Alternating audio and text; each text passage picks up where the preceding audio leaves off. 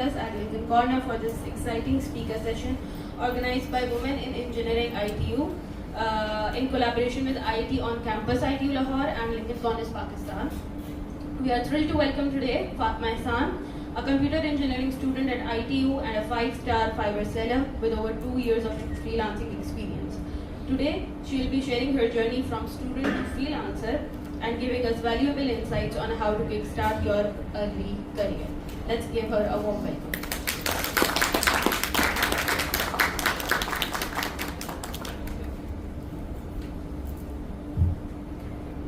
Assalamualaikum everyone.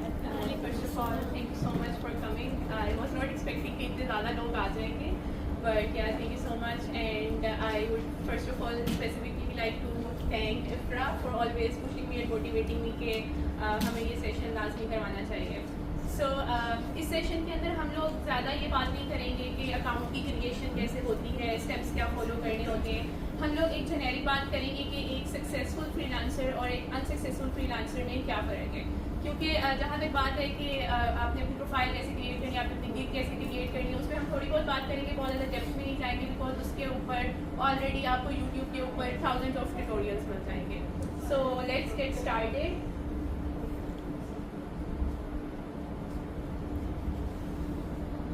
वैसे तो mostly यहाँ पे जितने भी लोग बैठे हैं उन सबको मेरे बारे में पता ही है, but let's get started with brief introduction about my self. I am a final year computer engineering student here at ITU and I started my freelancing journey back in 2022, and since then I have completed so many different projects on Fiverr, and other than that I am currently I am a DA at this university. और उसके अलावा अभी मैंने recently corporate world के अंदर step किया है जो कि इतना अच्छा नहीं है.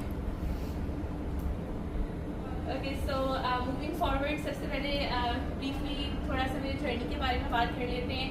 सो 2022 वो वाला टाइम था जब हम लोग मेरे अभी 3 सेमेस्टर हुए थे इस यूनिवर्सिटी में, and I used to look at my seniors. वहाँ पे मोस्टली सभी फ्रीलांसिंग कर रहे थे, तो उस टाइम पर मुझे थोड़ा सा इंटरेस्ट ये डेवलप हुआ कि ऐसा भी क्या है कि जो सब कर रहे हैं और सब क्यों ये कह रहे हैं कि कॉर्पोरेट से बहुत ज़्यादा बेहतर है फ्रीलांसिंग.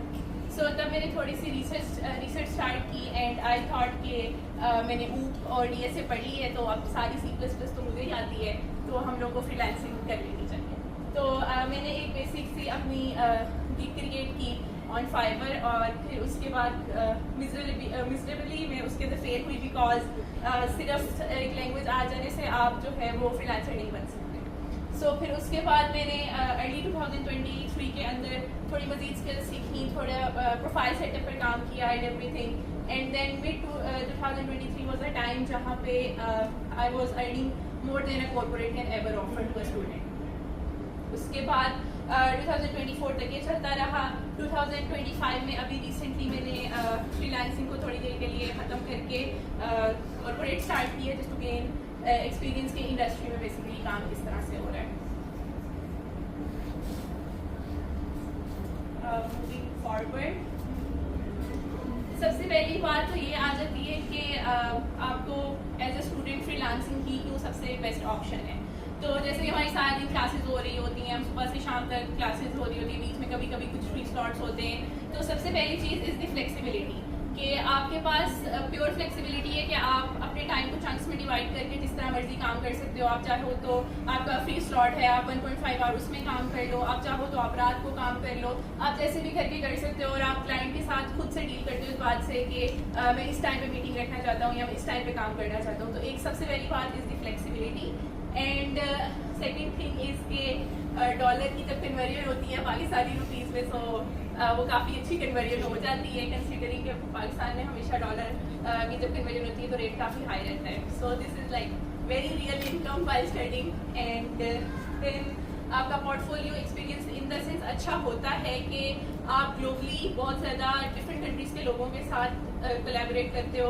आपके क्लाइंट्स जो होते हैं वो ऑल ओवर द वर्ल्ड होते हैं, तो उसकी वजह से फ़ायदा ये होता है कि आपको एक्सपोजर मिलता है कि बेसिकली पूरी दुनिया में डिफरेंट कल्चर्स में काम किस तरह से हो रहा है.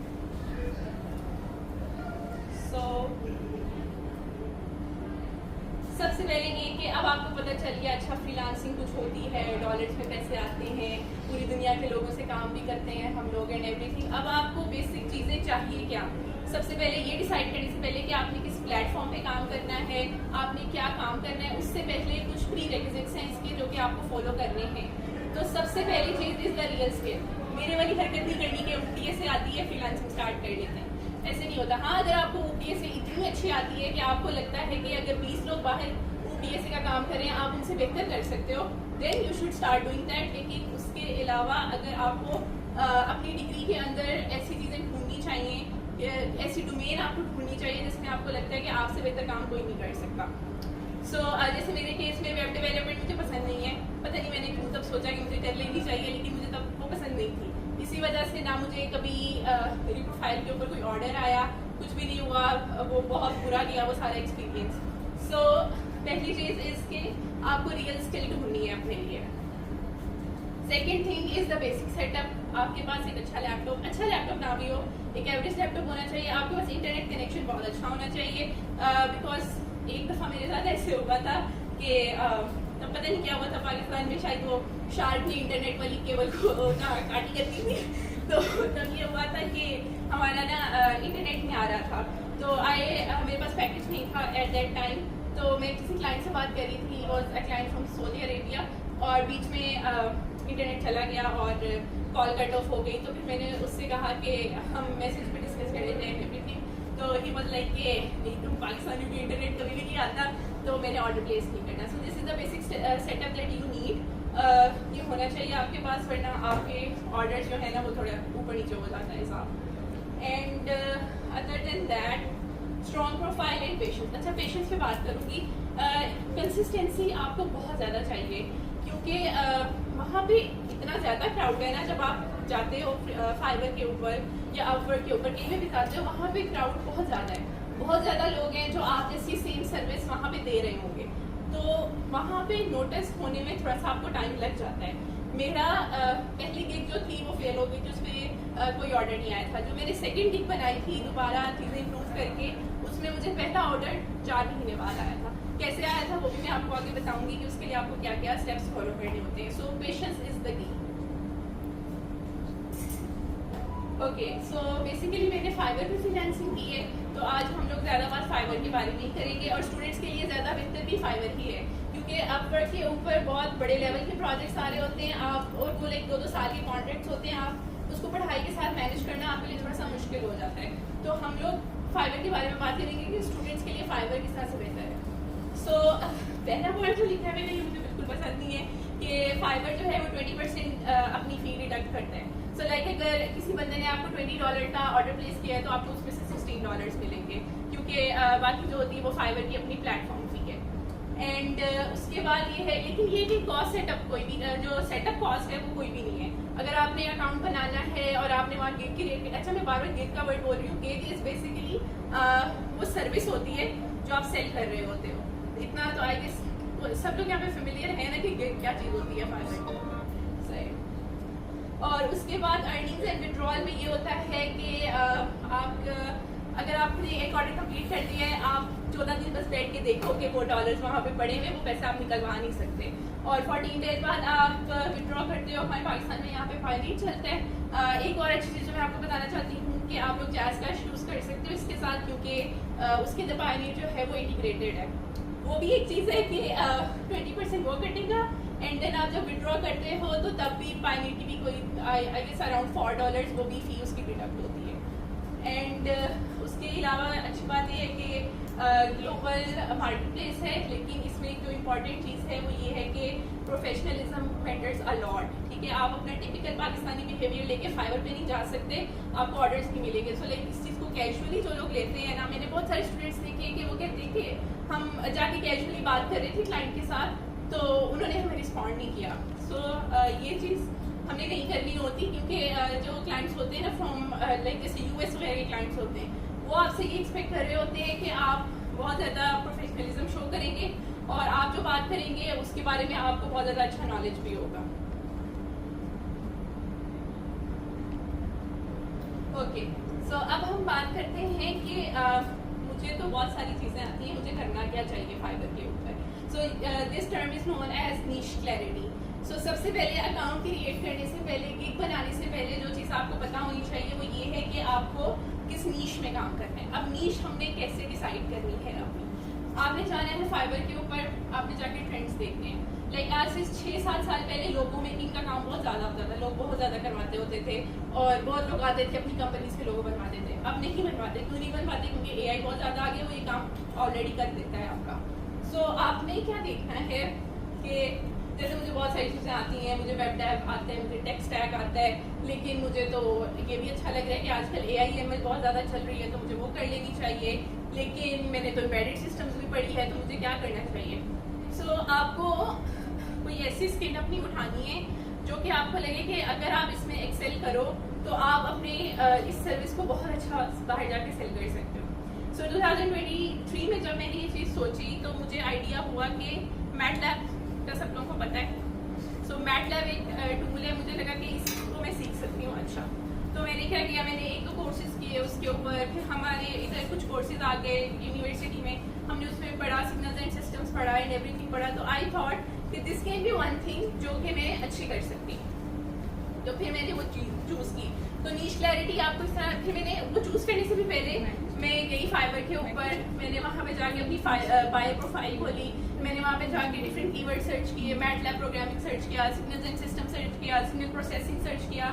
मैंने देखा कि क्या वहाँ पे लोग इस चीज़ का काम करवा भी रहे हैं या नहीं करवा रहे। तो मुझे ये पता चला कि मैटलैब का काम काफ़ी लोग करवा रहे हैं, स्पेशली जो सिग्नल्स के एनालिसिस एंड एवरीथिंग है वो लोग काफ़ी ज़्यादा करवा रहे हैं, तो I should go for it. तो इस तरह करके आपने अपनी नीश सेलेक्ट करनी होती है। ये नहीं करना होता कि जो काम ट्रेंड में नहीं है आप वो करना शुरू कर दो। अच्छा, एक ये चीज़ है यहाँ पे IT में 2-3 लोगों ने किया भी ऐसे कि कंप्यूटर इंजीनियरिंग कर ली, बहुत अच्छी डिग्री है, CS कर लिया, बहुत अच्छी डिग्री है, AI कर लिया, सब कर लिया, एंड पे उनसे पूछो क्या करें, कहेंगे फ्रीलांसिंग करें, किस फील्ड में करें, कंटेंट राइटिंग कर रहे हैं हम। सो ये एक चीज़ है जो आपने नहीं करनी। Content writing, you are not suppose to do content writing, ठीक है? आपने इतनी अच्छी अच्छी चीज़ें पढ़ ली, आपने इतनी हाईली टेक्निकल चीज़ें पढ़ ली, आपने अपनी डोमेन के अंदर से कोई एक ऐसी चीज़ निकालनी है जिस पे आप काम करके सर्विसेज अपनी दे सकते हो। So content writing, graphic designing, ये वो इस तरह की हरकतें जो है ना वो बिल्कुल भी नहीं करनी आपने। ओके, सो अब हम बिल्कुल बेसिक देखेंगे कि आपने जब ये देख लिया कि मेरी स्किल क्या है, आपने उसको थोड़ा पॉलिश कर लिया, आपने उस पर डिफरेंट कोर्सेज कर लिए, आपने कोई अच्छा एक और चीज़ कि आपको साइड प्रोजेक्ट्स लाजमी करने चाहिए। सो ये नहीं है कि आपने कोई 1-2 ऑनलाइन कोर्सेज कर लिए और वो करने के बाद अब आप कह रहे हैं कि मैं डायरेक्ट फाइबर के ऊपर लैंड कर जाता हूँ और मैं अपनी गिग क्रिएट कर लेता हूँ। उससे पहले आपने कुछ ना कुछ अपने साइड प्रोजेक्ट्स लाजमी करने हैं, जिसमें आपने हर एक कमिंग प्रोजेक्ट में अपनी टैलेंट की और अपने स्किल की स्केलेबिलिटी बढ़ानी है। आपने बड़े लेवल के प्रोजेक्ट्स करने हैं, आपने उनको गिटहब के ऊपर जो है सारे प्रोजेक्ट्स आपके गिटहब के ऊपर आपके होने चाहिए, एंड देन उसके बाद आपने प्रोफाइल मेकिंग की तरफ जाना है। सो प्रोफाइल मेकिंग में हम लोग बिल्कुल बेसिक चीज़ें देखेंगे, ज़्यादा डिटेल में नहीं जाएंगे। सो सबसे पहले ये कि आपकी एक अच्छी प्रोफाइल पिक्चर, एक प्रोफेशनल प्रोफाइल पिक्चर आपने वहाँ पे लगानी होती है। सो लाइक आई रिमेंबर कि एक बार ऐसे हुआ कि वो था तो वो बायर, बट वो मेरे पास आया और उसकी प्रोफाइल पिक्चर में वी बेयर की पिक्चर लगी हुई थी, and I was like so confused कि पता नहीं क्या चल रहा है यहाँ पे। सो इस तरह की हरकतें आपने नहीं करनी। इवन वो तो चलो बायर था, बट यहाँ पे सेलर्स भी अक्सर ऐसे काम कर रहे होते हैं कि वो मिरर सेल्फी लगा देते हैं अपनी प्रोफाइल पिक्चर में। सो ऐसी हरकतें आपने बिल्कुल भी नहीं करनी। और देन आपका जो नाम है वो काफ़ी क्लियर होना चाहिए। अच्छा, अब यहाँ पे मेरा जो user name, I don't know if you are able to see that, मैंने लिखा है फातिमा एहसान 100। सो इसकी बजाय जो एक अच्छी चीज़ है वो आप ये कर सकते हैं कि जो सर्विस आप सेल कर रहे हैं ना, या आप इंजीनियर हैं या आप जो भी हैं, उससे रिलेटेड कुछ अपना यूज़र नेम बनाकर आप यहाँ पे लिखें, तो वो उससे भी आपकी जो है ना रीच अच्छी आती है जब कोई भी बायर जो है वो उस सर्विस से रिलेटेड कोई चीज़ सर्च करता है। सो फॉर एग्जांपल एक बंदे को इंजीनियरिंग से रिलेटेड कोई सर्विस चाहिए, so if he goes there and search up a user name @engineer something, तो अगर आपके यूजर नेम में वो चीज़ है ना, तो उससे भी हाई चांसेस होते हैं कि आप जो है सर्च में शो हो जाओगे। तो आपका यूजर नेम मैटर्स अलॉट इस चीज़ में। उसके बाद नीचे आपकी रेटिंग्स आती हैं, the number of orders you have completed. So मेरी 5 स्टार रेटिंग है, I have completed over 40 orders. ये थोड़ी सी पुरानी वैसे है, लेकिन जो रिसेंट जो मैंने बंद किया था तो दैट वाज अराउंड 65 5 ऑर्डर्स, ठीक है। देन आपकी होती है यूज़र इन्फॉर्मेशन, ये बहुत ज़्यादा मैटर करती है। इसके अंदर आपने सब कुछ नहीं डाल देना कि मुझे सब कुछ आता है तो मैं सब कुछ इसके अंदर लिख दूँ। और ये होता है कि आजकल AI आ गया है, तो हम ChatGPT से भी लिख देते हैं कि 1 पैराग्राफ मेरे बारे में लिख दो। सो वो हरकत आपने नहीं करनी। उससे ये होता है कि आपकी मोस्ट ऑफ द टाइम आपकी जो गिग है ना वो इम्प्रूव नहीं होती, क्योंकि उन्होंने अब फाइवर ने रिसेंटली अपनी वेबसाइट में ये चीज़ इम्पेक्ट कर दी है कि उनको पता चल जाता है कि आपने ChatGPT से कॉपी पेस्ट की है चीज़ें। एंड देन आपकी कुछ बेसिक बिल्कुल नेसेसरी बेसिक डिटेल्स होती हैं जिसमें आपने बताना होता है आप कहाँ से हो एंड एवरीथिंग।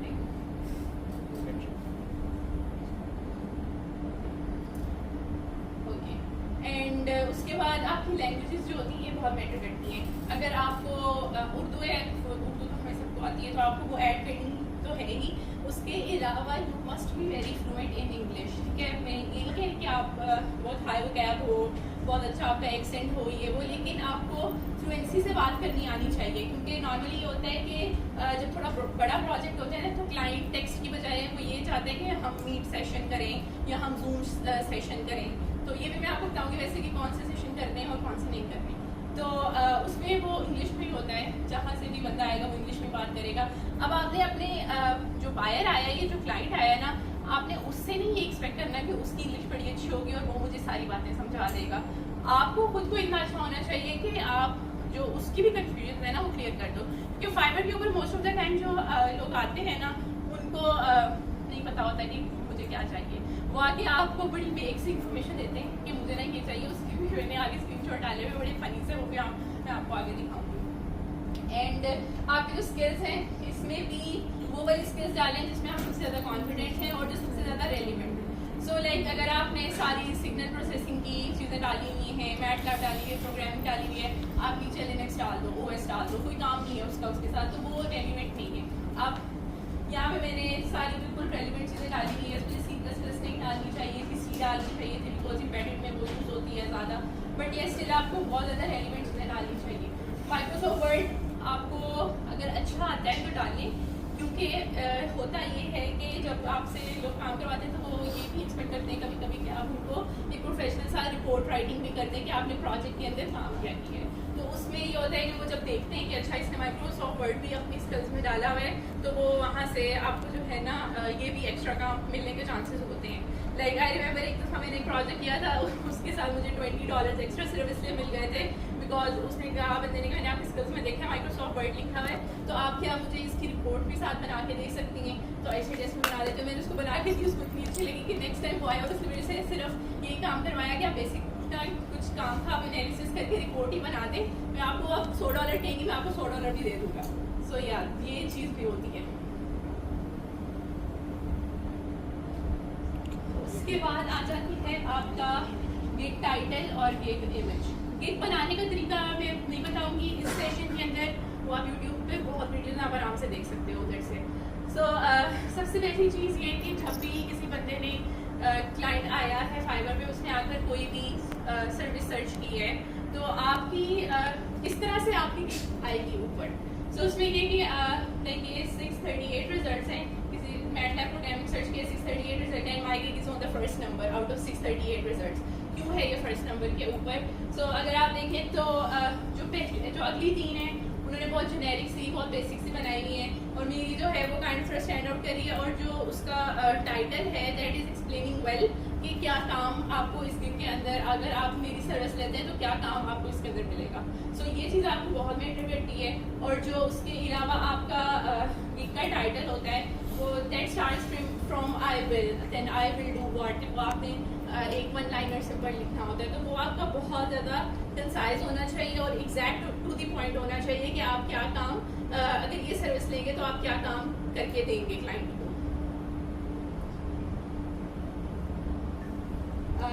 देन प्रोजेक्ट, जब आप गिग बनाते हो तो उसके अंदर एक चीज़ होती है आपकी प्रोजेक्ट की डिस्क्रिप्शन, ठीक है। गिग टाइटल आपने डाल दिया, इमेज डाल दिया, देन आपने डिस्क्रिप्शन डाली होती है जिसके अंदर आपने फर्दर एक्सप्लेन करना होता है कि आप करोगे क्या।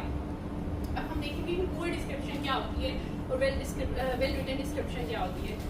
सो this is very poor description, क्योंकि उसने 3 लाइनों के अंदर स्टार्ट में पहले पूरी अपनी कहानी सुना दी कि मेरा नाम जमील है, मैंने बैचलर किया है कंप्यूटर साइंस के अंदर, मेरा इतना एक्सपीरियंस है, ये वो कि उसने कुछ नहीं बताया कि वो स्पेसिफिकली क्या काम करके दे रहा है। उसने ये नहीं बताया कि उसको अगर आप इसकी सर्विस लेते हैं तो क्या क्या चीज़ें इंक्लूड होंगी उसके अंदर, उसने ये चीज़ बिल्कुल भी नहीं बताई और बिल्कुल एक पैराग्राफ सा लिख दिया है। सो अगर हम में से भी कोई जाएगा वो ये देखेगा तो हमें यही फील होगा कि जो सेलर है वो कॉन्फिडेंट नहीं है about what he is selling. तो मैं डेफिनेटली फर्दर इसको परस्यू नहीं करूँगी और मैं देखूँगी कि भाई उसने डिस्क्रिप्शन में ही इतनी सी एफर्ट पुट की है तो वो जो मुझे काम करके देगा उसमें उसने क्या ही एफर्ट पुट करके देनी है।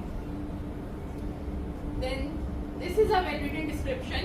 उसने ऊपर प्रॉपर हेडिंग दी है कि about this gig and then उसने बताया है कि मैं क्या काम करूँ। सो आपने सिर्फ एक वन लाइनर ऐड करना है कि मैं कौन हूँ, मेरा कितना एक्सपीरियंस है और मैं क्या काम करता हूँ, just brief one liner. And then आपने अगले क्लाइंट के बारे में, क्लाइंट की नीड के बारे में बात करना है। सो मी की बजाय यू का वर्ड ज़्यादा होना चाहिए आपके डिस्क्रिप्शन के अंदर कि आप उनकी क्या प्रॉब्लम सॉल्व करके देंगे। ये चीज़ बहुत ज़्यादा मैटर करती है कि अगर आप अपना ही फ्लेक्स मारते रहें पूरी के अंदर कि मुझे ये भी आता है, मुझे वो भी आता है, उससे बहुत बेहतर है कि आप वो बात करें कि क्लाइंट की जो नीड है आपकी यू एज ए सेट की यू का वर्ड आपने ज़्यादा यूज़ करना है। तो ये उससे अगर आप काम करें तो लाइक देखो उसके फर्स्ट लाइन के बाद डायरेक्ट अगली लाइन में एक क्वेश्चन डाल दिया that are you looking for a highly reliable and efficient developer, ठीक है। एंड देन आगे उसने थोड़ी सी डिस्क्रिप्शन डाली है कि वो क्या काम कर रहे हैं। सो आपका तरीका यही होता है वन लाइनर अपने बारे में, देन यू प्रॉब्लम डिस्कस करें, देन आपने अपनी सर्विसेज बुलेट पॉइंट्स पे इस तरह करके आपने डाली होती हैं। देन बिल्कुल लास्ट पे इस गिग में भी के डिस्क्रिप्शन में भी एक मसला है कि उसने लास्ट पे कॉल ऑफ एक्शन जो होता है वो नहीं डाला हुआ कि if you want to place the order और if you want to discuss it further then you can inbox me right now, या इस तरह के करके आपने नीचे कोई कॉल ऑफ एक्शन डालना होता है। सो वो भी चीज़ काफ़ी मैटर करती है।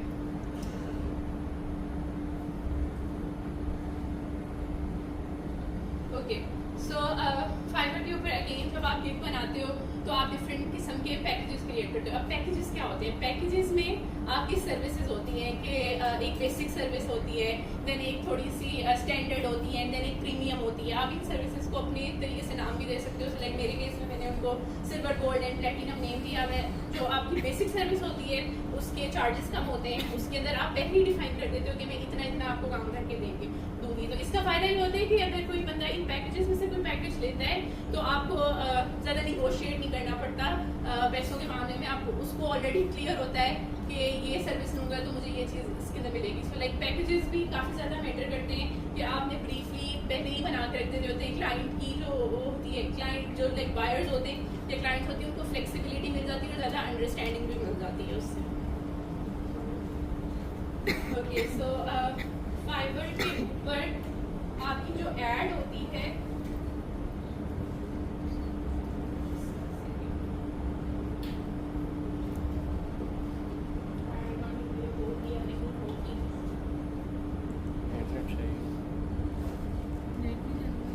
फाइवर के ऊपर आपको अपनी ऐड भी क्रिएट करके लगानी होती है। एंड बेसिकली आपको you are out there selling yourself और सेलिंग योर टैलेंट कि आप क्या काम करते हो। तो उसके लाइक आपको ना अपनी ऐड भी बना के लगानी होती है। इट्स नॉट अभी ये प्ले हो नहीं रही बट इसमें मैंने अपनी ऐड डाली हुई थी जो मैंने बनाई हुई थी ऐड, या उसके बाद में देख लेंगे। ओके, अब ये चीज़ है कि आपने गिग भी बना ली, आपने प्रोफाइल भी बना ली, आपको नीच की भी क्लैरिटी है, आपने सब कर लिया। अब ये चीज़ है कि आपका कॉन्फिडेंस बहुत ज़्यादा मैटर करता है। You should know your service and you should own it, ठीक है। आपको पता होना चाहिए कि आप क्या काम कर रहे हो, क्योंकि एज ए सेड बिफोर कि जो क्लाइंट आएगा उसको नहीं पता होगा कि मुझे क्या काम करवाना है।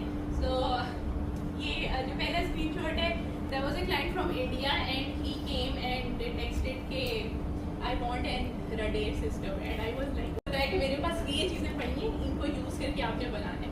So it took me a minute to understand कि रडेर सिस्टम क्या होता है। मैंने अपनी डिग्री में कभी नहीं पढ़ा, बट देन मुझे समझ आया कि ये एक रडार सिस्टम बनवाना चाह रहे हैं। सो इसके लिए वो ऑब्जेक्ट डिटेक्शन कोई सिमुलेशन मेरे से बनवाना चाह रहा है।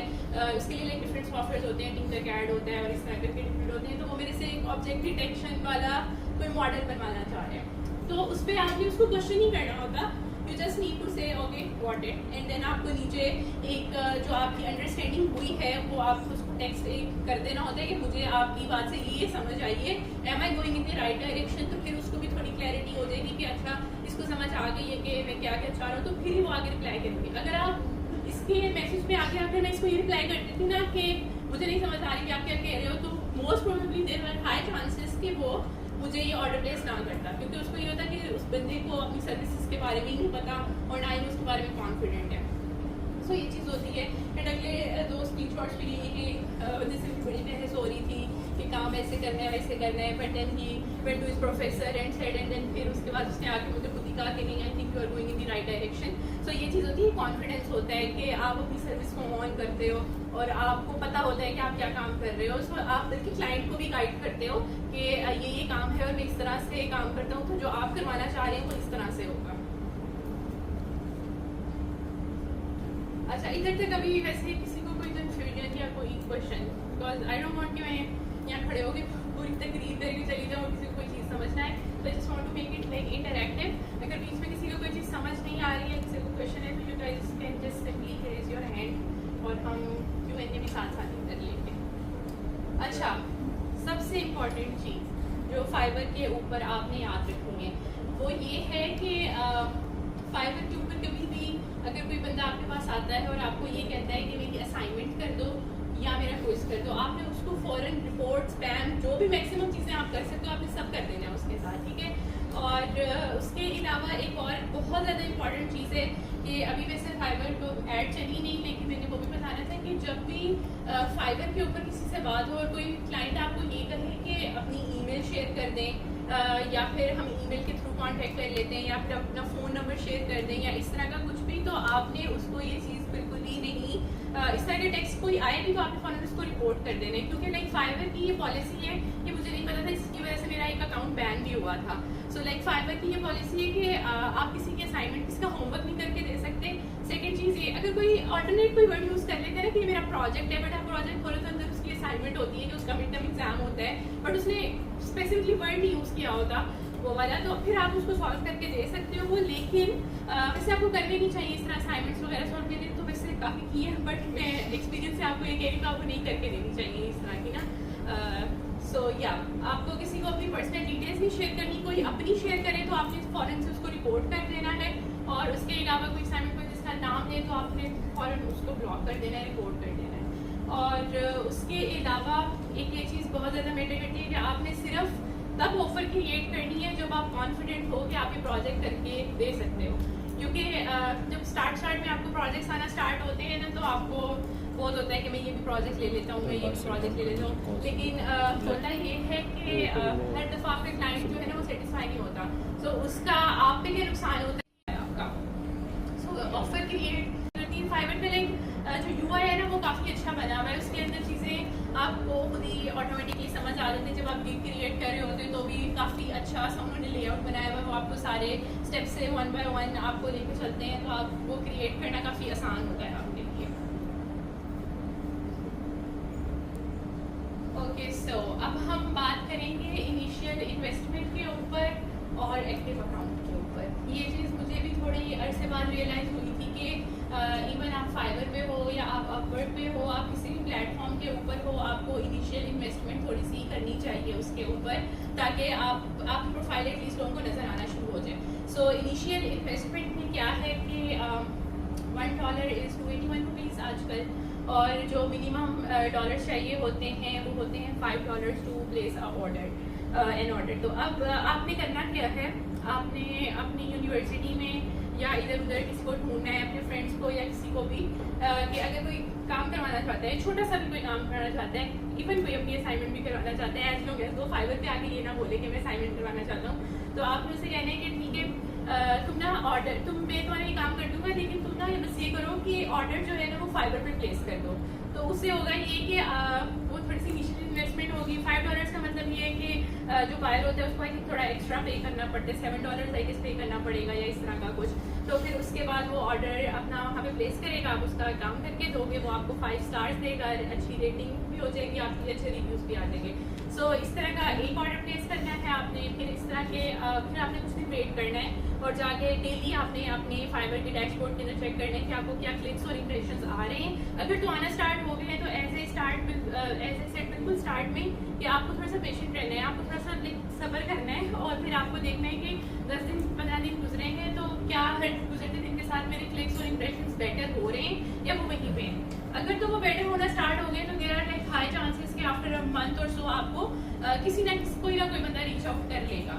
और अगर नहीं हो रहा तो फिर आपने थोड़ी और इन्वेस्टमेंट करनी है, आपने कहीं और एक ऑर्डर प्लेस करना है। अच्छा ये भी है कि अगर किसी को कोई काम नहीं है ना करवाने के लिए तो आप ये कर सकते हो कि आप अपनी पॉकेट से उनको देंगे पैसे और आप उनसे कहो कि मैं आपको पैसे देता हूँ, आप ऑर्डर प्लेस कर दें एंड लाइक एक बात हो जाएगी ना कि उनकी साइड से तो कोई इन्वेस्टमेंट नहीं हो रही, उनको तो जस्ट एक अकाउंट सेटअप करना है और ऑर्डर प्लेस करना है। अच्छा अब ये एक बहुत ज़्यादा इंपॉर्टेंट चीज़ ये भी मुझे नहीं पता था, इसकी वजह से मेरा एक और अकाउंट बैन हुआ था, वो ये था कि आपने अपने दोस्त को अपने साथ बिठा के सेम डिवाइस से सेम इंटरनेट के ऊपर आपने ऑर्डर प्लेस नहीं करना, आपका जो अकाउंट है वो उससे बैन हो जाता है। सो आपका इंटरनेट सेम ही होना चाहिए, आपकी डिवाइस सेम नहीं होनी चाहिए, ठीक है। और अगर आपका एक अकाउंट बैन हो गया है ना तो जब आप नया अकाउंट बना रहे हो अपने सेम डिवाइस के ऊपर सेम इंटरनेट के साथ नहीं बनाना, सेम ईमेल यूज़ नहीं करनी, सेम फ़ोन नंबर यूज़ नहीं करना। सो लाइक मेरे नाम के ऊपर 3 सिम्स ही निकली हुई है क्योंकि मेरे 2 बार अकाउंट बैन हो गए थे तो हर दफ़ा मुझे एक नई सिम चाहिए थी। सो फ़ोन नंबर आपको नया चाहिए, डिवाइस नहीं चाहिए, लाइक हाँ डिवाइस नहीं होनी चाहिए, एटलीस्ट आपका जो क्रोम या टैब है वो कोई नया ब्राउज़र आपको यूज़ करना चाहिए। लाइक अगर आपने पहले क्रोम में बनाया तो आप फिर एच में बना लो, इस तरह का कुछ कर लो। बट टू बी सेफ आपको जो है ना डिवाइस की कोई दूसरी यूज़ कर लेनी चाहिए और उसके ऊपर अपना अकाउंट क्रिएट कर लेना चाहिए। और उसके अलावा ये कि आपको अपना जो वेबसाइट एक तो आपने लैपटॉप के अंदर सारा सेटअप किया होगा, उसके अलावा आपको अपने फ़ोन के अंदर भी ये सारा सेटअप रखना है। सो सेम फ़ोन के अंदर नए अकाउंट लॉग इन करने से कुछ नहीं होता, बट अगर क्रिएशन आप किसी सेम डिवाइस के ऊपर करो तो आपको फ़ौरन से थोड़ी देर बाद ईमेल आ जाएगी कि आपका अकाउंट जो है वो अप्रूव नहीं हुआ या आपकी की अप्रूव नहीं हुई, तो वो ज़ाया हो जाता है, सारा सिम भी निकलवाई, इतनी मेहनत की, उसका कोई फ़ायदा नहीं होता आपको फिर। तो एक ये चीज़ है। और इन्वेस्टमेंट की बात कर रहे थे हम, किस तरह आपको 2-3 ऑर्डर्स प्लेस कर लेने चाहिए। मेरे केस में मैंने एक ऑर्डर प्लेस करवाया था, सिर्फ फेक ऑर्डर एक प्लेस करवाया था। अच्छा ये जाकर सबको नहीं बता देना आपने कि इस तरह फेक ऑर्डर्स वाले काम किए वो, इट्स जस्ट लाइक कि एक छोटा शॉर्टकट है। अगर आपके अंदर लाइक थोड़ा सब्र कम है तो आप ये शॉर्टकट ले सकते हो, इससे आपका काम सेट हो सकता है। और लाइक अगर आप कोई 10,000 की इन्वेस्टमेंट कर लेते हो तो आप 2-3 ऑर्डर्स प्लेस कर सकते हो। उससे ये होगा कि आपकी प्रोफाइल जो है वो आना शुरू हो जाएगी इन ऑन द सर्च पे, जब कोई भी वो वाली चीज़ सर्च करेगा जो कि आप जो भी सर्विस दे रहे हो। सो ये चीज़। अच्छा उसके अलावा एक और चीज़ ये है कि हर दिन आपने सुबह उठना है और बूट होने से पहले आपने अपना लैपटॉप खोलना है और एक क्रोम के ऊपर एक्सटेंशन है टैब रीलोडर की, ठीक है, वो आपने उसके ऊपर ऐड कर लेंगे, ठीक है। सब कुछ करने से पहले लैपटॉप साथ रख के सोना है आपने, सुबह उठते साथ आपने टैब रीलोडर को ऑन कर देना है और उसके ऊपर अपना फाइबर वाला अकाउंट आपने खोल देना है, सही है। सो टैब रीलोडर करता क्या है, लाइक क्रोम की एक्सटेंशन है, वो ये होता है कि हर उसके ऊपर आप कुछ टाइम इंटरवल सेट कर देते हो और उससे होता है कि हर कुछ देर बाद आपका ना पेज रिफ्रेश होना स्टार्ट हो जाता है। सो उससे होता है ये है कि आप ऑनलाइन नहीं भी होना तो आप ऑनलाइन शो होते हो। अब इसका फ़ायदा क्या है, इससे मुझे बहुत ज़्यादा फ़ायदा हुआ था। इसका फ़ायदा ये होता है कि जब भी कोई क्लाइंट फाइबर पे आता है और अगर कोई भी सर्विस जब वो देखता है कि कौन कौन लोग ऑफर कर रहे हैं तो वो उसके अंदर हम लोग फिर फिल्टर्स अप्लाई कर सकते हैं। So most of the buyers जो होते हैं ना फाइबर के ऊपर जो लोग होते हैं ना उनको इंस्टेंट सर्विसेज चाहिए होती हैं कि काम में आज दूँ आप कल करके दे दो। उनके छोटे छोटे काम होते हैं, इतने बड़े प्रोजेक्ट्स नहीं होते। अगर आप लाइक बैठो तो आप हार्डली 1-2 घंटे के अंदर करके उनको दे सकते हो। तो वो लोग क्या करते हैं कि वो लोग फिल्टर अप्लाई करते हैं कि इस वक्त ऑनलाइन कौन सा बायर है, इस वक्त ऑनलाइन कौन सा सेलर है। तो टैब रीलोडर से ये फायदा होता है कि आप हर वक्त ऑनलाइन शो होते हो, तो उससे होता है कि जब वो फिल्टर अप्लाई करते हैं तो जो सारी फजूल की गिग्स होती हैं ना वो सारी निकल जाती हैं और सिर्फ ऑनलाइन वाले शो होना स्टार्ट हो जाते हैं। तो उसमें आपके के बहुत ज़्यादा चांसेस होते हैं कि अगर वो सर्च पेज पे नहीं भी आ रही ना, या 1 या 2 पेजेस के बाद आ रही है तो वो पहले पेज पे आना स्टार्ट हो जाती है अगर आप 24/7 ऑनलाइन शो होते हो। सो उसके साथ साथ आपने ये करना है कि लैपटॉप पे अक्सर नहीं पता चलता जब नोटिफिकेशन आते हैं या मैसेज आता है तो आपने अपने फ़ोन को हर वक्त आपने फाइबर के जितने मैक्सिमम नोटिफिकेशन उसके चल सकते हैं ना, आपने अपने फ़ोन का बेड़ा गर्क करके वो सारे नोटिफिकेशन चला लेने हैं उसके ऊपर, ठीक है। तो उससे ये होगा कि कोई भी नोटिफिकेशन आएगा तो आपको फ़ौरन से उसके ऊपर शो हो जाएगा। सो सो ये कुछ चीज़ें थी। उसके अलावा मैंने आप लोगों को बस बेसिक एक ओवरव्यू देना था कि ये कुछ चीज़ें आपको फॉलो करनी चाहिए। अगर आप ये सारी फॉलो करते हैं, यस। बैन की ड्यूरेशन होती है कोई? किस चीज़ की? बैन होने की ड्यूरेशन होती है, यस। ड्यूरेशन ये होती है कि अगर तो आपने कोई बहुत ज़्यादा स्वेयर वायलेशन की है ना, जैसे कि असाइनमेंट वाली चीज़ जो होती है और ईमेल शेयर करने वाली चीज़ होती है, उस पर तो आपका अकाउंट फॉरन जो है ना टर्मिनेट हो जाता है, आपकी वो गिग भी बंद हो जाती है, आपका अकाउंट भी बंद हो जाता है और वो वापस अनबैन नहीं होता, मतलब वो फिर बैन रहता है सारी ज़िंदगी। उसको फिर आपको एक ईमेल करके प्रॉपर उसको डिसेबल करवाना पड़ता है एंड देन फिर आपको एक नई अकाउंट के ऊपर बनवाना पड़ता है, नई अकाउंट के ऊपर अपना सारा सेटअप करना होता है। लेकिन अगर कोई छोटी मोटी आपने वायलेशन की है ना, तो उसका ये होता है कि आप अगर उनको फाइबर सपोर्ट ईमेल करो या कुछ करो तो कुछ ड्यूरेशन होती है, उसके बाद वो आपका अकाउंट जो है ना वो वापस सेट कर देते हैं, वापस आपकी गिग भी लाइव हो जाती है एंड एवरीथिंग। तो ये कुछ चीज़ें हैं जो कि आपको फॉलो करनी है इस सब के अंदर। तो बाकी जो गिग क्रिएशन एंड एवरीथिंग होती है वो बहुत सिंपल स्टेप्स होते हैं, वो आप बहुत ज़्यादा लोग आपको सिखा देंगे, उसका कोई मसला नहीं होता। तो जो मैंने आपको स्टेप्स बताए हैं वो सिर्फ ये स्टेप्स हैं कि किन चीज़ों के बारे में आपको केयरफुल रहना है, कौन सी शॉर्टकट्स हैं जो कि आप फॉलो कर सकते हो, कौन सी चीज़ें हैं जो मैटर करती हैं, आपकी गिग की डिस्क्रिप्शन मैटर करती है, आपकी गिग टाइटल मैटर करती है, आपकी जो वो है गिग इमेज है वो मैटर करती है। आपने बहुत मेरे केस में ये था कि एक और इम्पॉर्टेंट चीज़ कि आप ना अपना डॉक्यूमेंटेशन भी ऐड कर सकते हो गिग के अंदर। आप डॉक्यूमेंटेशन के अंदर आप अपना ना कोई प्रोजेक्ट या कुछ ऐड कर सकते हो, जो बहुत अच्छा प्रोजेक्ट है। तो एज आई सेड कि आपको अकाउंट क्रिएशन से पहले कुछ साइड प्रोजेक्ट्स करने चाहिए और हर एक कमिंग प्रोजेक्ट में आपको स्केलेबिलिटी को बढ़ाना चाहिए। सो जो आप लास्ट प्रोजेक्ट करोगे तो ऑब्वियसली बात है कि उसके अंदर जो है आपकी स्केलेबिलिटी बहुत ज़्यादा होगी।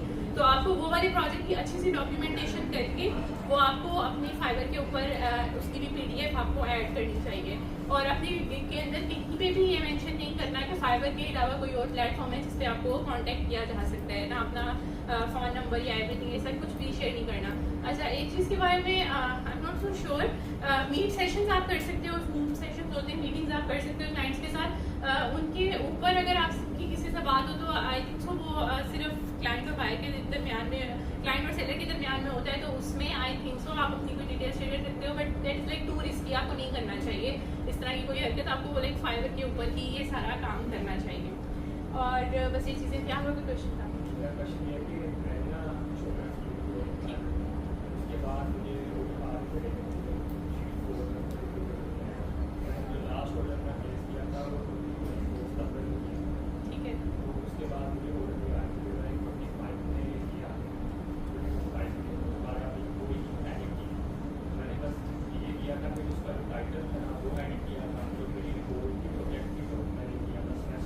ठीक है। वो बस ऐड की और जब मैंने वो किया ना सबको ओके कर दिया तो फिर वो आपकी वो दोबारा अपडेट होती थी, लेकिन उसी वक्त दिन आए तो चली गई।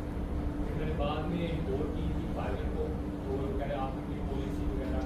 सो there are like high chances. बताई कि मेरा क्यों देना है। तो आपने रिपोर्ट ऐड की थी अपने सेमेस्टर प्रोजेक्ट की, उसमें हो सकता है आपने कहीं पे अपने यूनिवर्सिटी प्रोजेक्ट का वो बोल दिया हो, या आपने उसमें कहीं आपकी यूनिवर्सिटी का लोगो हो, या आपका स्टूडेंट नेम हो, या आपका रोल नंबर हो। तो ये चीज़ें जो है ना, फाइबर लाइक बहुत स्मार्ट हो गया है, वो ये डॉक्यूमेंट्स के अंदर से भी वो चीज़ें रीड कर लेते हैं कि ये इसी वजह से आई सेड कि आपने साइड प्रोजेक्ट्स करने जो आपके अपने प्रोजेक्ट्स होने चाहिए, आपके सेमेस्टर प्रोजेक्ट्स वहाँ पे ऐड नहीं करने। सो इवन अगर आप ऐड कर रहे हैं तो you have to make sure कि उसके अंदर कहीं से सेमेस्टर प्रोजेक्ट, यूनी प्रोजेक्ट या आपका नाम इस तरह की चीज़ उसके अंदर नहीं होनी चाहिए। जो वो टाइटल था ना वो मैंने ब्रांड बनाया हुआ था अपनी, तो मैंने नई गिग बनाई, वही ऐड किया, वो पुराने वाला था तो उसका नाम भी वही रखा, वो भी बनाया। ओके, यस, ये भी एक चीज़। ये जो गिग थी मैंने बनाई थी 2024 यस स्टार्टिंग में, अब ये 25 आया, मुझे लगता है उन्होंने क्या मैं आपको बताती हूँ। अगर आपकी एक गिग डिनाई हो गई है ना, तो उसके ऊपर आपका जो टाइटल था, उसके ऊपर जो आपकी इमेजेस थी, उसके ऊपर जो आपने चीज़ें डाली थी, अगर आप उससे सेम कॉपी पेस्ट करके दूसरे अकाउंट पर डालते हो ना, तो वो कॉपीराइट का वो आ जाता है कि आपने किसी और सेलर की किसी और की सर्विसेज आपने कॉपी की हैं। बेशक वो आपकी अपनी ही थी, बट ऑब्वियसली अब आपने अकाउंट, अपना ईमेल चेंज कर दी, अब आपने हर चीज़ चेंज कर दी। इवन अगर आप अपनी प्रोफाइल पिक्चर जो आपने पिछले अकाउंट पे लगाई थी वो सेम दूसरे अकाउंट पे लगाओ, तब भी वो बैन हो जाता है। सो ये 2024 से स्टार्ट हुआ है कि फाइबर बहुत ज़्यादा स्मार्ट हो गई। सो ये हर एक चीज़ आपने ना बैठ के लाइक अच्छी खासी ओवर थिंकिंग करनी है इस चीज़ के ऊपर कि अगर मैं ये करूँगा तो ये भी हो सकता है, ये भी हो सकता है। सो ये सारी चीज़ें बहुत ज़्यादा मैटर करती हैं। अगर आप अपनी ही सर्विसेज में से कोई चीज़ कॉपी करके अपनी नई एक सर्विस के अंदर डालते हो, या अगर आप अपनी इवन सेम अकाउंट के ऊपर एक नई गिग बनाते हो और उसमें से कोई चीज़ें कॉपी पेस्ट करते हो दूसरे अकाउंट में, तो तब भी आपका अकाउंट जो है वो बैन हो जाता है। अच्छा, मैं ये ऐड कर दूँ कि ये नहीं होता कि आपने फेक अकाउंट बनाया। मैं ऐसे ही बैठा हुआ था क्लास में, तो मुझे उधर से सोचा था तो मैंने बात की, मैंने बोला ठीक है आपको मैं और बता दूँगा। वो बेसिकली DID के रिलेटेड कोई ना लैब हम की, तो उसकी रिलेटेड उसका बेसिकली लैब ही था, तो फिर मैंने वो कर ली थी, कर दिया था सब, तो मुझे 37 आ गए थे। उसके बाद और करने के बाद मेरे ख्याल से 22 बनाएंगे। यस, वो 20% होता है। अच्छा, और जो फेक ऑर्डर्स वाली बात बताई है ना, ये सिर्फ मैंने उस सिनेरियो में बताई है कि जब आपके क्लिक्स या इंप्रेशंस नहीं आ रहे। सो आपके जो गिग का डैशबोर्ड होता है ना, उसके ऊपर इंप्रेशन इज कि लोगों ने जब वो सर्विस सर्च की तो आपका जो अकाउंट है ना वो शो हुआ है या नहीं, ये इंप्रेशन होता है। एंड द क्लिक इज कि जब उस क्लाइंट ने उसके ऊपर क्लिक भी किया है और जाके आपकी फर्दर प्रोफाइल में देखी है। अगर आपको इंप्रेशंस और क्लिक्स नहीं आ रहे हैं ना, तो उस केस में ये है कि आप थोड़ी सी इनिशियल इन्वेस्टमेंट कर सकते हो। लेकिन अगर आपको क्लिक्स आ रहे हैं तो फिर आपको थोड़ा सा पेशेंट रहना चाहिए। जैसे जो मेरा जो पहला अकाउंट जो खराब हो गया था सारा, उसके बाद दूसरा अकाउंट था, उसके अंदर जो मुझे पहला ऑर्डर आया था वो ऐसे ही आ गया था, लेकिन 4 महीने बाद आया था।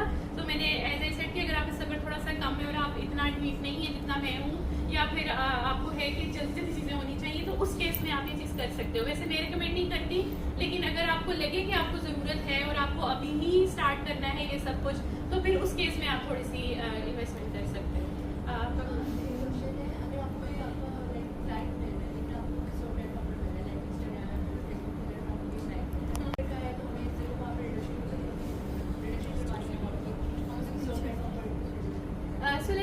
देखिए, अच्छा होता है वैसे अगर आपको भी फाइबर वगैरह उस पर लाइक इंस्टा या फेसबुक या व्हाट्सएप ग्रुप में कोई आया इस तरह का, तो वो लाइक ऑफिशियल प्लेटफॉर्म्स नहीं है ना फ्रीलांसिंग के लिए। लाइक इंस्टा और व्हाट्सएप और फेसबुक और मकसद है उनका ये फ्रीलांसिंग वाला काम। इवन दो फेसबुक पे काफ़ी ग्रुप्स बने हुए हैं, व्हाट्सएप पे भी बने हुए हैं, most of them are like scam होते हैं। एक तो मेरा 5000 ज़ाया भी हुआ था।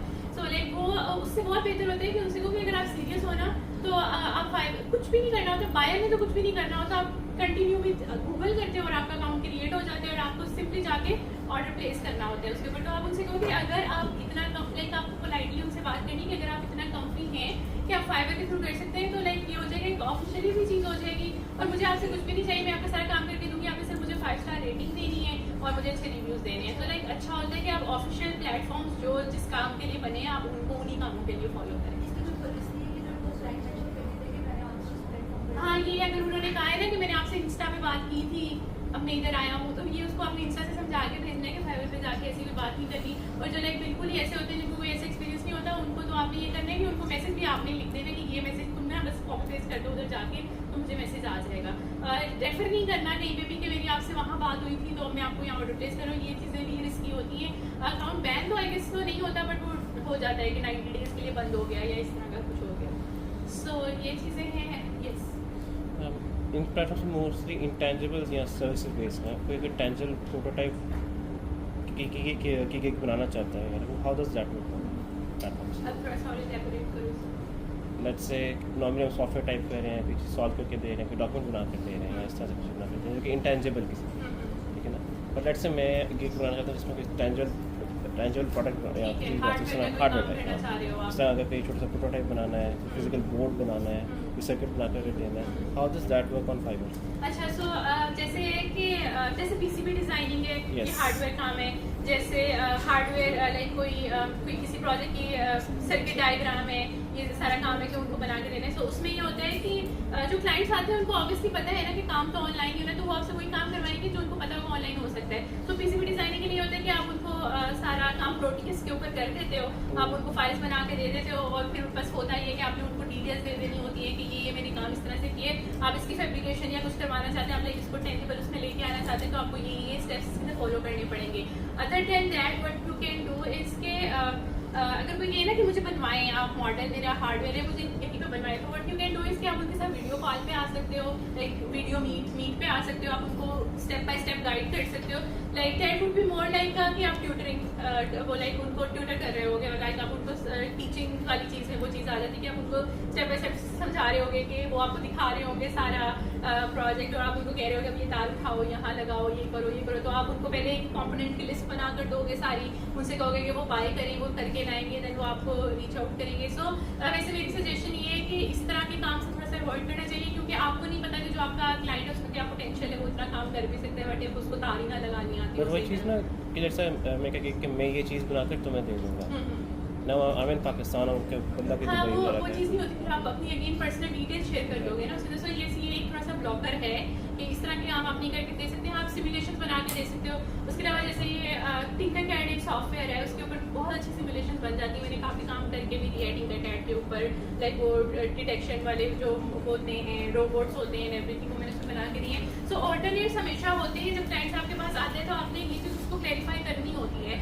कि मैं आपको इतनी हद तक इसमें हेल्प कर सकता हूँ, इससे आगे जो टेंजिबल चीज़ें उसमें मैं आपकी हेल्प नहीं कर सकता हूँ। तो ये चीज़ आपको ऑफर क्रिएट करने से पहले उसको क्लियर कर देनी चाहिए। बट ऐसा नहीं है कि आप ये ऑफर दे ही नहीं सकते, आप ये ऑफर दे सकते हो, बट एज ए सेट के कुछ इतने स्टेप्स हैं जो आप करके दे सकते हो उनके लिए। सो ज़्यादा है आउटसोर्स प्रोजेक्ट जो होते हैं और आउटसोर्स फ्रीलांसिंग, जी जी वो आप कैसे कहते हैं कि ये बेनिफिशियल है? यस, सो आउटसोर्सिंग पे थोड़ी सी बात करेंगे। कभी कभी ऐसे होता है कि आपका अकाउंट ना बहुत ही अच्छा चलने लग जाता है और प्रोजेक्ट्स बहुत ज़्यादा आ रहे होते हैं और आप ये चाह रहे होते हो for the sake of rating and reviews कि मैं ना ऑर्डर्स लेता रहता हूँ। सो आउटसोर्सिंग में ये होता है कि आप प्रोजेक्ट ले लेते हो एंड आप किसी और को करने के लिए दे देते हो और आपका काम सिर्फ ये रह जाता है कि आपने मॉनिटर करना होता है कि काम हो रहा है या नहीं हो रहा। सो मेरे केस में एक दफ़ा ऐसे हुआ था कि मुझे बहुत ज़्यादा प्रोजेक्ट्स आने शुरू हो गए थे, तब मैंने इफ्रा को आउटसोर्स करना शुरू कर दिया। तो हम दोनों मिलकर काम करते होते थे, जब ज़्यादा काम आ जाता था मैं इफ्रा को दे देती थी एंड फिर इफ्रा करके मुझे दे देती होती थी। और मेरा काम सिर्फ ये होता था कि जो इफ्रा ने काम करके दिया है ना, मैंने बैठ के उसको 10 से 15 मिनट सिर्फ वेरीफाई करना है कि क्या इफ्रा ने वो काम करके दिया है जो क्लाइंट की बाकी रिक्वायरमेंट थी। So outsourcing is very good in the sense कि आपका प्रोफाइल और बढ़ जाती है। सो एक प्रोजेक्ट वैसे उसमें ये होता है ना कि फिर आप रख लो, आपने अपना कितना शेयर रखना है, आपने अगले को कितना देना है वो रख लो। अगर वो ज़्यादा काम कर रही है तो उसको 70% दे दो, 30% मैं रख लूँ, इस तरह करके। तो outsourcing is very good. Upwork पे जब आप जाते हो, अभी तो ये फाइवर छोटा प्लेटफॉर्म है, जब आप अपवर्क पे जाते हो तो आपकी स्केलेबिलिटी बढ़ जाती है, प्रोजेक्ट्स बहुत बड़े होते हैं तो आप टीम हायर करते हो प्रॉपर अपवर्क के ऊपर। तो उसमें यही होता है कि आप आउटसोर्सिंग कर रहे होते हो कि एक काम ये बंदा करेगा, एक काम ये करेगा। So outsourcing is very very good for your profile. अगर आपको इतने प्रोजेक्ट्स आ रहे हैं कि आप आउटसोर्स कर सकते हो तो आपको लाजमी करने चाहिए। सो या आई थिंक स्लाइड्स भी कंप्लीट हो ही गई हैं। आई डोंट नो दिस क्यों नहीं यहाँ पे शो इंटरनेट नहीं है। यहाँ पे मैंने थोड़ी सी ऐसे वो डाले हुए थे screenshots of the 5-star rating जो डिफरेंट क्लाइंट्स से मुझे मिली थी। एंड उसके बाद ये लोड अगर हो जाए तो एक ये बड़ा मसला था कि जब आपको प्रोजेक्ट बहुत ज़्यादा आना स्टार्ट हो जाते हैं तो तब ये होता है इशू कि आपसे मैनेज नहीं होते। आप लाइक दिमाग में नहीं सारी चीज़ें रख सकते कि मेरे एक टाइम पे 5 प्रोजेक्ट्स चल रहे हैं, तो 5 प्रोजेक्ट्स को मैं किस टाइम पे मैंने क्या करना है, किसकी क्या डेडलाइंस थी, किसकी क्या रेट्स थे एंड एवरीथिंग। तो उसके लिए आपको ना कोई अच्छा सा डैशबोर्ड या कुछ बना लेना चाहिए। ये बेसिकली मैंने एक्सेल पे बनाया हुआ था, ये सारा ऑटोमेटेड था सारा। इसके ऊपर डेली के जो डॉलर्स के रेट चल रहे होते थे, कन्वर्जन के रेट चल रहे होते थे, वो सारे आ जाते थे। अभी इट इज़ ब्लर, बट मैंने इसके अंदर सिर्फ 10 दिन का वो डाला था स्क्रीनशॉट के। मैंने I think 10th of November 2023 से लेके एंड ऑफ नवंबर था। तो मैंने आपको सिर्फ एक आइडिया देना था कि जब आपका काम अच्छा चल जाता है तो how much you can earn. तो यहाँ पे कुछ अराउंड $450 समथिंग है, that are equal to almost 1.5 lakhs। तो ये 10 दिन की इनकम है। तो ये मैंने सिर्फ आपको इसलिए दिखाना था कि कॉर्पोरेट से लाइक मैं इंटर्नशिप कर रही हूँ, मैं जितना वहाँ पे काम कर रही हूँ उसके मुकाबले में ये काम बहुत कम होता है। तो लेकिन यहाँ पे बहुत ज़्यादा करते हैं, बिकॉज जैसे मैंने पहले शुरू में कहा कि डॉलर तो फिर अलग होता है और रुपीज़ अलग होते हैं। तो या वो एक चीज़ थी। यस, ये profession and professionalism, that is के ये डिफरेंट लोगों की तरफ से रेटिंग्स हैं, आपको अपना टाइम पे ऑर्डर कंप्लीट करना होता है। उसके अलावा डिफरेंट लोगों के कमेंट्स हैं, 5-star रेटिंग्स हैं एंड देन लोगों ने सजेशंस दीनी है। लाइक सजेशंस को ये दीनी है कि अच्छा, एक और मुझे ये बात याद आई कि आप फाइवर के ऊपर जब ऑर्डर कंप्लीट कर लेते हो और ऑर्डर आपने कर दिया डिलीवर, आपने कभी भी अपने जो बायर है उसको ये नहीं कहना कि गुड रिव्यू दे दें या 5 स्टार रेटिंग दे दें, इससे भी आपके अकाउंट का जो होता है ना मसला हो जाता है। आपने येस आप पोलाइटली उनसे सिर्फ ये कह सकते हो कि do consider writing a review and then it's up to them कि वो अच्छा लिखना चाहते हैं, बुरा लिखना चाहते हैं, जो भी।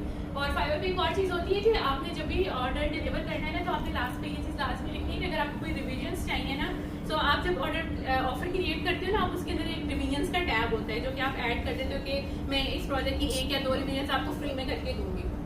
तो आपने जब भी प्रोजेक्ट डिलीवर करना है, आपने ये चीज़ लाजमी कह देनी कि अगर आपको कोई रिविजन्स चाहिए तो वो मैं लाजमी करके दे सकता हूँ आपको। सो अगर ये चीज़ सारी कन्फर्म हो जाए, रिविजन्स का वो लोग ना बोलें, उसके बाद आप बिल्कुल लास्ट पे कन्वर्सेशन एंड करने से पहले मुझसे ये कह सकते हो कि do consider writing a review, but ये नहीं कह सकते कि 5 स्टार रेटिंग देनी है आपने मुझे, या आपने मुझे गुड रिव्यू देना है या पॉजिटिव रिव्यू देना है, ये चीज़ें आपने नहीं करनी।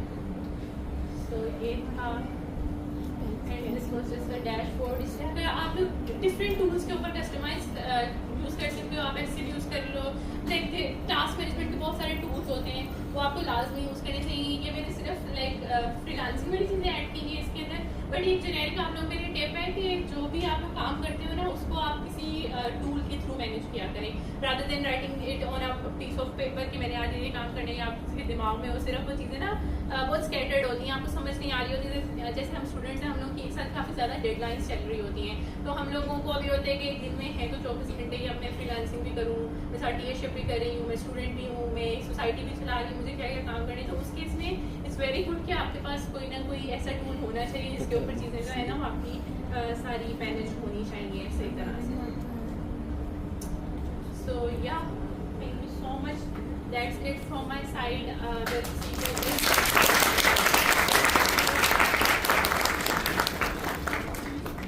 अगर किसी को कोई भी क्वेश्चन या कोई भी कंफ्यूजन हो तो आप लोग मुझसे पूछ सकते हो। वैसे तो आप लोग के पास सबके पास मेरा कॉन्टैक्ट नंबर भी है, लिंक्डइन पे भी कनेक्टेड है सब, आधे से ज़्यादा इंस्टा पे भी हो। तो अगर आपको कभी भी किसी को किसी भी तरह की कोई हेल्प चाहिए हो तो you can always text me, I am just one text away.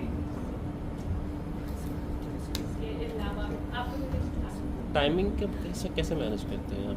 कुछ यूएस में है, कुछ हम पाकिस्तान में है, और टाइमिंग सारा हैंडल। और इसमें ना आपने ये नहीं कहना होता कि जो मेरे लिए सूटेबल है मैं वो आपको करके दूँगा। यस, आप उनको ये स्लॉट्स दे सकते हो। जैसे यूएस के मेरे क्लाइंट्स होते थे, अब उनके दिन के दोपहर के 3 बजे होते थे, हमारे रात के 3 बजे होते थे। बट अगर आप क्लाइंट ने कह दिया है कि वो अवेलेबल ही 3 बजे है, तो फिर आपको 3 बजे ऑब्वियसली करना है। सो हर चीज़ की कोई ना कोई everything comes with a cost, कुछ ना कुछ तो आपको करना पड़ता है, कहीं ना कहीं तो आपको कुछ ना कुछ कॉम्प्रोमाइज़ करना पड़ता है, नीड्स पे एंड एवरीथिंग वो आपको करना पड़ता है।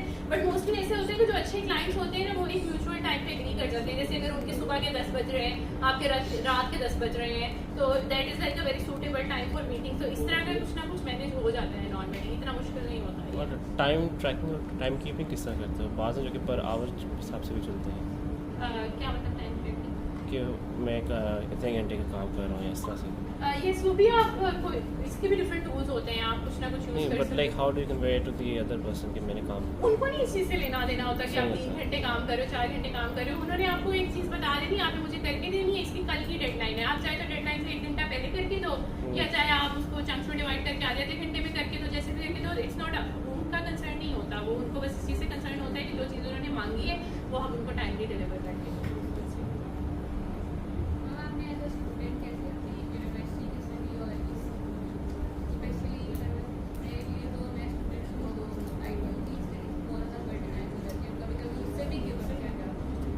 अच्छा, सो जो सबसे आइडियल टाइम है ना आप लोगों के लिए फ्रीलांसिंग स्टार्ट करने का, क्योंकि आपको शुरू में ना 3-4 महीने इसमें थोड़ी सी मेहनत करनी पड़ती है। हर रोज़ उठकर आपको प्रोफाइल को मजीद सेट करना है या इस तरह का सब कुछ करना है।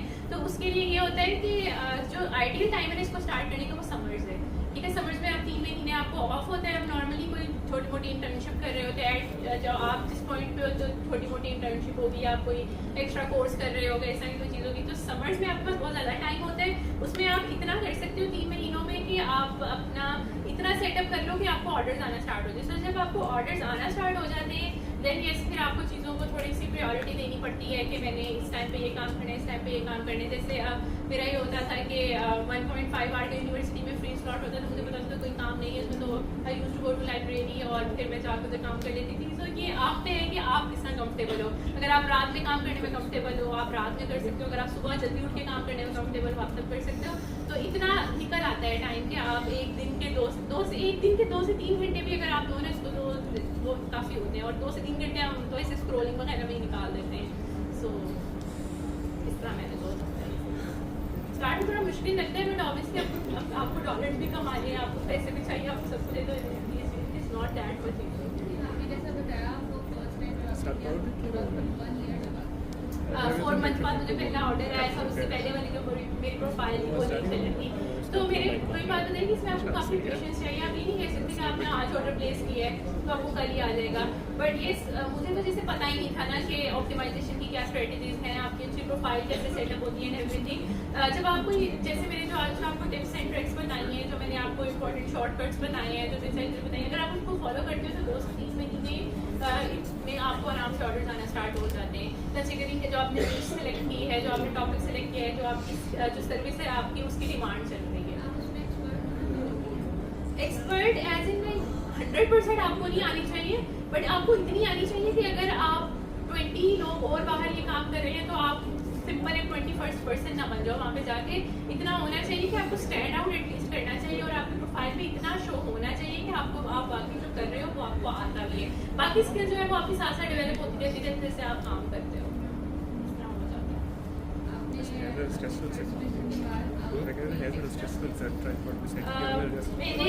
मैंने खुद से टाइम काफ़ी ज़्यादा लगाया था कि 3rd सेमेस्टर के बाद जो मैंने C++ पे बनाया था वो नहीं चला था। फिर मैं सिग्नल प्रोसेसिंग और मैटलैब उस साइड पे आ गई थी। उसमें यस मैंने साइड कोर्सेज किए थे, मैंने साइड प्रोजेक्ट्स काफ़ी किए थे। मैटलैब की अपनी मैथवर्क्स जो वेबसाइट है उसके ऊपर प्रोजेक्ट्स बने पड़े होते हैं, मैंने उनको रेप्लिकेट किए था। और इस तरह की मैंने काफ़ी चीज़ें खुद से की थी। मैंने ऐसे कुछ पे करके नहीं किए थे कोई और वो ना कोर्सेज वगैरह, बट मैंने खुद से काफ़ी ज़्यादा किया था उसके ऊपर काम।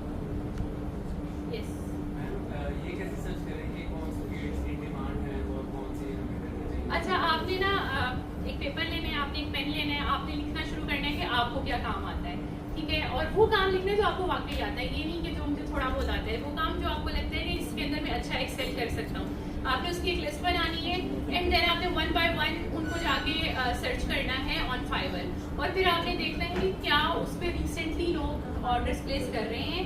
अगर तो उस नीश पे उस टाइम पे वाकई काम हो रहा है और बहुत ज़्यादा लोग ऑर्डर प्लेस कर रहे हैं, जैसे लोगो मेकिंग है ना, वो आजकल भी काम हो रहा है, लेकिन सिर्फ उन लोगों का हो रहा है जिनके बहुत ज़्यादा ऑर्डर्स वहाँ पे ऑलरेडी जो बहुत देर पहले से फाइवर पे बैठने में उनका काम हो रहा है। तो आपने ये देखना है जो ट्रेंडिंग है और जो काम ज़्यादा आजकल हो रहा है। जैसे आजकल AI/ML है ना, तो उसका काम काफ़ी ज़्यादा हो रहा है। और उसके अलावा जो एम्बेडेड है उसकी सिमुलेशन लोगों ने काफ़ी बनवाना शुरू कर दी है। तो इस तरह करके आपने पहले तो जाके नीश की क्लैरिटी लेनी होती है कि क्या काम ट्रेंडिंग में चल रहा है, और अगर मैं इस पर लीक बनाती हूँ तो इसमें चांसेस हैं कि इसके ऊपर जो है ना क्लिक्स या इंप्रेशन आ सकते हैं। तो इस तरह करके आपको थोड़ी रिसर्च करनी होती है। ये लाइक 1 आध महीना आपको लग जाता है कि चीज़ फिगर आउट करने में। ये नहीं होता कि आप रात को सो के उठे और आप सुबह कह रहे हो कि मुझे C++ आती है, चलो इस पर फ्रीलांसिंग करें, ऐसे नहीं होता। जैसे अभी आपने बात की कि मैं ऑल टाइम ऑनलाइन तो ऑब्वियसली सबको भी ऐसा होता है टाइम सबको नहीं पकड़ा होता। आपने यस ये भी एक फाइबर ऐसा आपने अच्छा क्वेश्चन कर लिया। फाइबर के अंदर एक फीचर होता है ऑटो जनरेटेड मैसेज का। तो अगर ऐसा हो ना कि आप फॉरन रिप्लाई नहीं कर सकते तो ऑटो जनरेटेड मैसेज चला जाता है कि मुझे आपका मैसेज आ गया, I get back to you as soon as possible. तो क्लाइंट को पता चल जाता है कि अच्छा बंदा जो है ना वो उसको पता चल गया है और ऑटो जनरेटेड मैसेज आ गया, तो वो थोड़ा वेट कर लेता है। इस तरह का कुछ हो जाता है। तो ये चीज़ें जो आप ऐसे इस फाइबर को एक्सप्लोर करोगे ना, फिर आपको समझ आएगा। I think that's it.